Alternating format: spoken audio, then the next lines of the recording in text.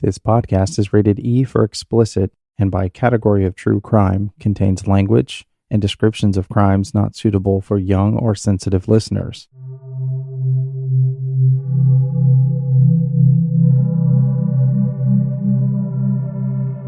Since the beginning, only about 18 months ago, the Cold Case Chronicles team has covered 17 cases in over 70 episodes. In each case, the crew dives as deep as possible, researching and talking to family and local investigators when allowed. Inevitably, some of these cases become very personal to the team. We've built many relationships and are grateful for every single one of them. Just like the families of the victims, we don't stop seeking justice and truth. We still follow up, dig for more answers, and every so often, we see motion in the cases. This is Update Episode 1 of hopefully many to come, and you're listening to The Cold Case Chronicles. I know your secret, I know the truth, I know your secrets and I'm telling on you. Nestled in north central Indiana is Marshall County. Just south of the county seat of Plymouth is the small rural town of Argus, where 3 brutal attacks with 2 gruesome murders occurred. The December 11, 1988 murder of Brandy Peltz, a young girl who was homesick from school. And a few years earlier, Darlene Holtz was attacked, murdered, and kidnapped in her home just 2 miles away on August 17, 1984. Neither of these crimes have seen justice. Darlene's family, her daughters who survived the attack, still seek justice today. Here is an update with Amy. The case of Brandy Peltz occurred in the same jurisdiction as Darlene Holtz. The same prosecuting attorney in Marshall County presides over both their cases. While covering these cases, I believed, and I still believe today, that they're both solvable. However, after meeting with the prosecutor, it's my personal opinion that might never happen. When we made the visit to Plymouth, Indiana, to visit Prosecutor Chipman, I was very optimistic. Let's see. Things that initially alarmed me would be, number 1, while showing us a file on his computer from the Darlene Holtz case, they were scanned records, and he noticed that the records had been scanned into the computer upside down. And I get that. It's hard to get good help these days. You know, he can't help that they were scanned in upside down. But instead of just adjusting it on the screen, he was reading it with his head turned sideways. Because he said, quote, "I don't know how to fix this, do you?" So that initially led to my assumption that he hadn't spent a lot of time reading those files. Then I started asking him questions about 2 of the original suspects on the case, Mock and Bender. He told me that he didn't recognize them because they were from the beginning of the case. But you should know about the only main suspects in the case. And it quickly became obvious that I knew a lot more about Darlene's case than he did. I understand if you're too busy to do your work because you've got a large workload or you're maybe working on your campaign, but don't put the false hope into these families of the victims by making it seem like you're working on this case daily and aggressively when you really aren't. Is there physical evidence in the case? Absolutely. A lot of it. And I asked him if he would be sending the evidence back for retesting, possibly use genetic testing to get a familial match with today's technology. And his reply was, "Oh no, I don't know about all that. We don't do that stuff around here." But wait, there's more. I also asked him if we could pay personally to get the DNA sent off and tested. And the answer was no. So why are we up against a wall with this? The prosecutor told us that he only goes to court if it's a slam dunk. He said 99% of the cases that came through his office get settled in a plea. A simple internet search revealed that several families were very upset about those same plea deal results in their cases. So maybe there needs to be some kind of refresher course in prosecuting 101. I don't know. Anyway, I started looking into other crimes around the time of Darlene's murder, and when I came across one particular suspect, I thought surely the prosecutor had looked into this man. It was almost like a flashing sign. It was so obvious. In 1982, less than 2 years before the murder of Darlene, this guy knocked on the door of a woman's home after her husband left for work, and he forced his way in and attempted to rape her. Very similar to Darlene's husband leaving for work on August 17, 1984, when her attacker showed up at her door. He knocked on the door and then forced his way in. Luckily, in 1982, the victim survived, but Darlene fought back with force, and I don't think her assailant expected to find 3 small witnesses there.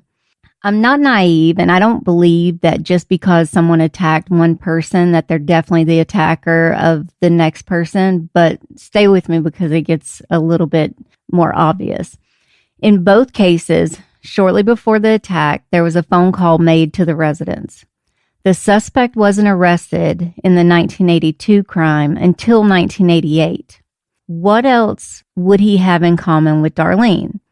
Well, he farmed the land that was directly across from Darlene's house, as well as the fact that he farmed the area where her body was found, which was 6.5 miles from her house. Plus, of even more suspicion to me, if you go to where Darlene's body was found in that field, it was less than a half mile away from the victim's home from 1982. In fact, if you were at the site where her body was found and you decided to drive southwest, the home of the 1982 victim would be the very first house you would come to. So those coincidences are really growing. Prior to his arrest, there were a few red flags. The victim in the 1982 crime had a witness come forward, and all of this happened prior to Darlene's murder. She named the suspect, she described his vehicle, she put him at the scene. He even left blood behind when he cut himself on the window of her home.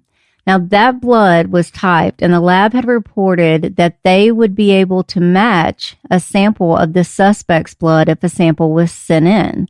But this suspect's blood was never sent in. Now, it would look really bad that he wasn't arrested until after Darlene's murder, because Darlene's murder wouldn't have occurred if this was indeed him, if they had followed through with the witnesses' statements, typed his blood, and followed through and arrested him prior. Plus, in Darlene's case, there was an official report saying an officer believed the same individual who attacked the 1982 woman was responsible for Darlene Hulst's murder and possibly Brandy Peltz as well. With all that information, I thought surely the prosecutor would have looked into him. I mean, the prosecutor's father was even the judge when this guy was sentenced in 1988. This was his response. We are aware of these references. I cannot go to court with coincidences. I cannot even file a charge on coincidences. You cannot put too much reliance upon the FBI analysis of that day. We are still very much in tune with all of this. Okay, he says we can't go to court with coincidences. No, these things aren't enough to go to court. I get that. However, I would think there would be enough to bring him in at least to have a conversation. Possibly ask around to people who knew him then. I don't know. Talk to his employer at the time. Talk to his family members. Talk to the person who turned him in as a witness. I don't know. Just talk to people. Follow up on it. On the Marshall County Prosecutor's Office Facebook page, there's a comment, and I want to read it verbatim. It says, "Seeking justice for victims of crime in Marshall County is an unwavering priority for Chipman." Now, I think about his unwavering priority, and then I also think about the words that he told Darlene's daughter recently, and they've stuck with me. This daughter was the one who was in her mother's arms when she was brutally attacked. The daughter, who is one of 3 who were there when the brutal attack occurred, The prosecutor told her to her face that her tears that were running down her cheeks made her seem unstable. That the only way her mom's case was going to get solved is if someone comes forward and confesses to the crime. Now, I certainly hope that there's some kind of checks and balance system where someone is actually doing the investigating in that county and not just working out plea deals, because the murders of Darlene Hulse and Brandy Peltz should definitely be a, quote, unwavering priority for Chipman.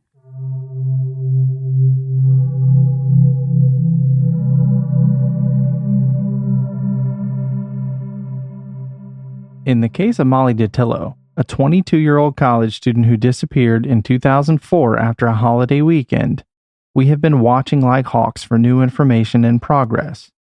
The only suspect, John Shelton, who, as reported to us, had a violent streak and has even been overheard talking about her whereabouts to his family members. Amy has an update there as well.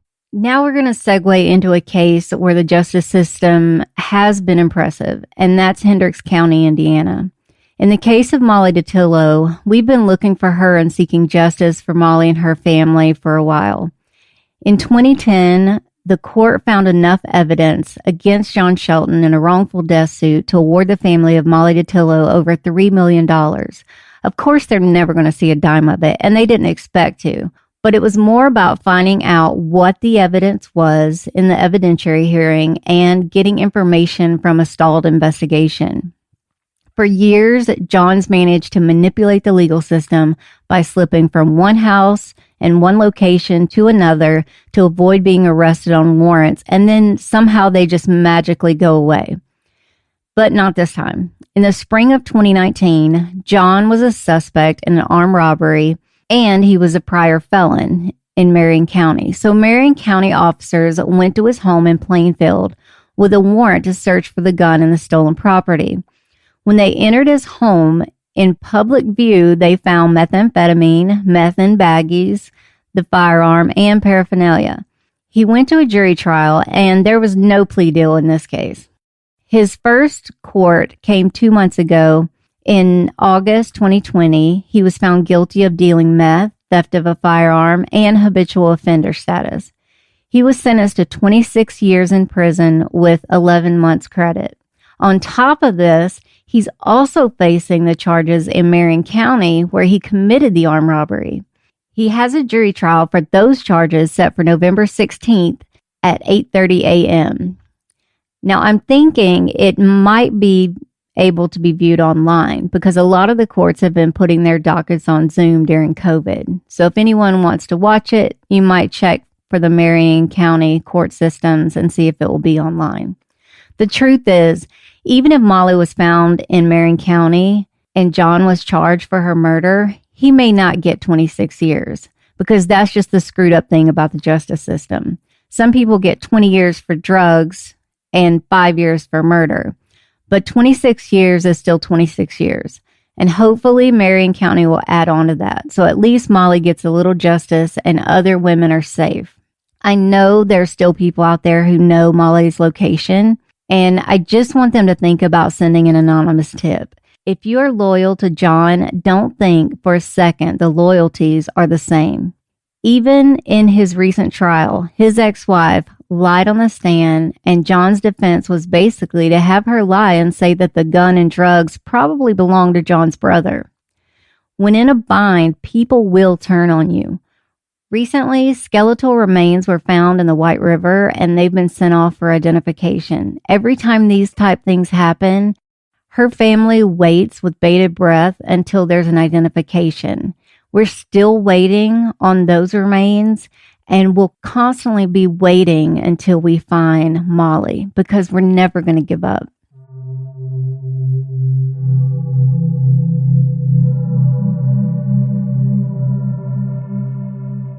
Josh Middleton, if you recall from the episodes, was a young Mount Judy, Arkansas man who may have just gotten in over his head with a local drug ring. He disappeared without a trace in 2005. While not much news has come up since his story was aired, there's a reason for that. We left Josh Middleton's case with the intention of meeting a cadaver dog handler who we had contacted in Arkansas, and we were going to search several locations of interest, which had been given to us by anonymous sources. As soon as that information was released, a member of his extended family filed a civil slander suit against other members of Josh's family. In the suit, it was required that all searches of Josh Middleton be called off until the litigation was satisfied. Now, why would you want someone to stop looking for your cousin? Either way, that's where it stands, caught up in litigation that keeps us from searching for a missing person. It sounds just as strange as it is. There's also someone with a documentary in the works of Josh's story, so I'm really looking forward to that in the future, and as soon as that's available, I'll be the first to share it.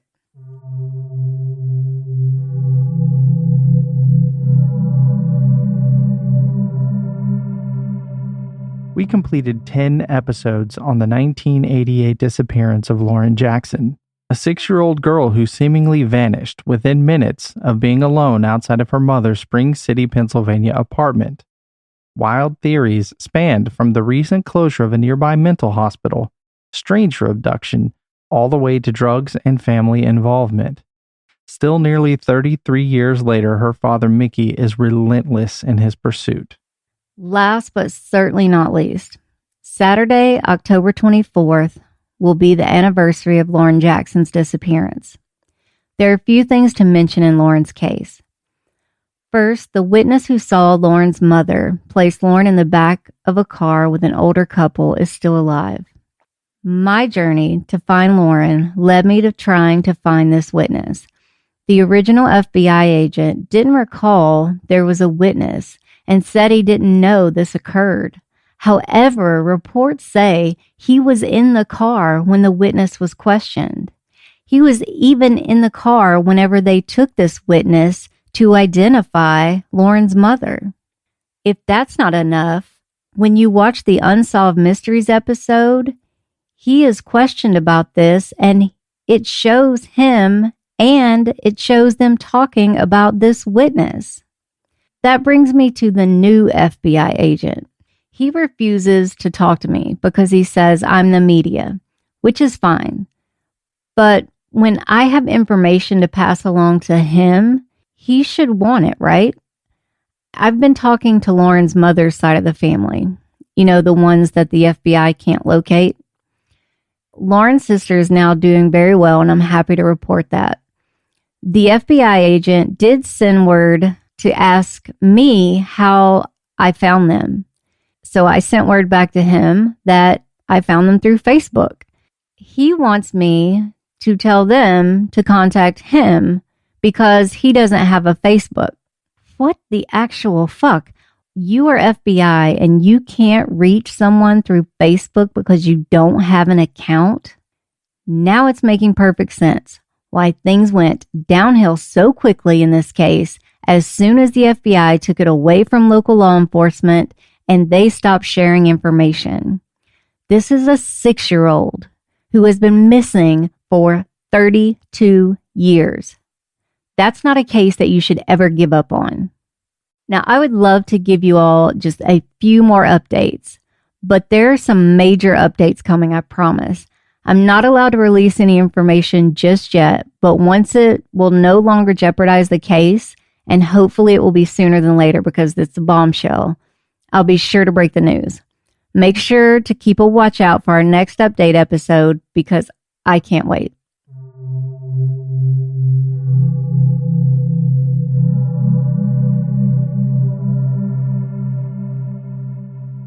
These cases are solvable. These cases have hope.